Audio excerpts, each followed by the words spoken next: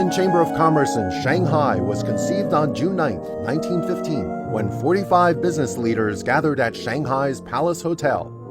U.S. commercial interests in China were expanding quickly, and companies, including National City Bank, DuPont, General Electric, and Ford, wanted a voice in the city's burgeoning business community.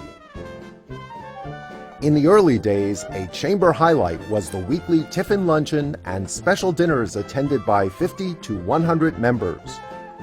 By 1919, the chamber had more than 200 members and soon sent its first leader to Washington to lobby for the China Trade Act, the predecessor to today's door knock.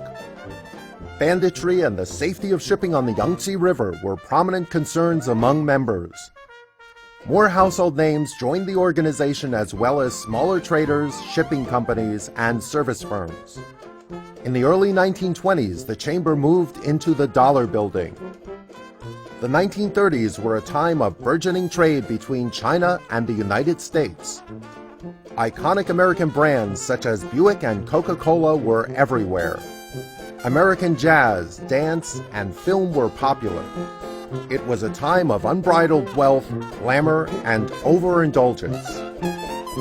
But the good times were quickly approaching an end as the Sino-Japanese War drew closer.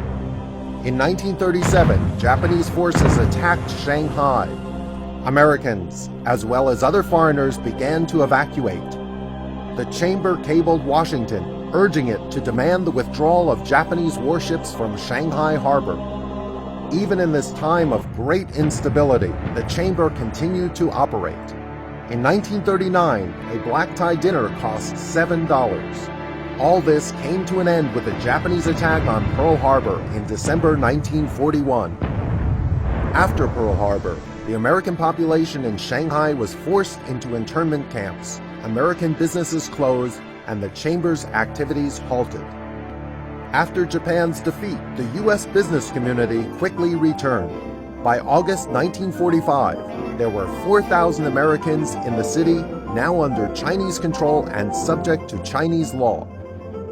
The first post-war meeting of the chamber took place at the YMCA in September 1945. But the corruption and inefficiencies of the Kuomintang took their toll on U.S. businesses. By May 1949, when communist troops entered Shanghai, American numbers had fallen to a mere 1,200. The communists froze all bank accounts of foreigners and sealed all warehouses, making business impossible. The U.S. consulate closed its doors in April 1950.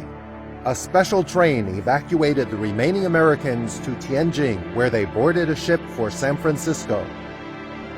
Conflict in Korea further strained American-Chinese relations. The estrangement lasted 2 decades. The deadlock was finally broken by ping-pong diplomacy, Henry Kissinger's secret visit to China in July 1971, and the Shanghai Communique. Full diplomatic relations were established in January 1979, followed by a trade agreement temporarily giving China most favored nation status.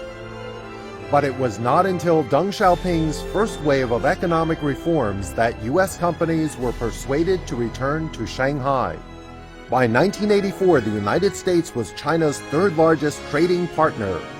Manufacturing and technology sectors dominated U.S. exports to China.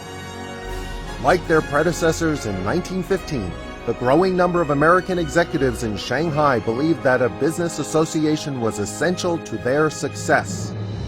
The inaugural meeting of the revived chamber took place at the Union Building on Yan'an Road in the fall of 1987, with 35 businessmen in attendance. The chamber's membership expanded quickly, stimulated by Shanghai's explosive development as the city became an international financial and trading center.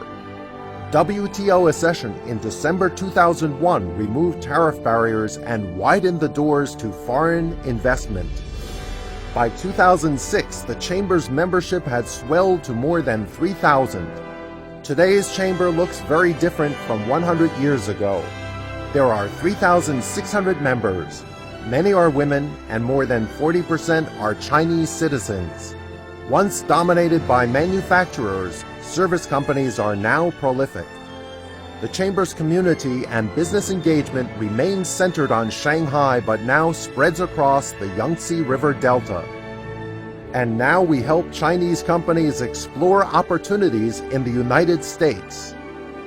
As we celebrate 100 years of partnership, we look forward to another century of helping American businesses in China and improving the trade relations between our two countries. That is our mission.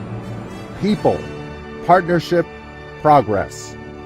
That is AmCham Shanghai.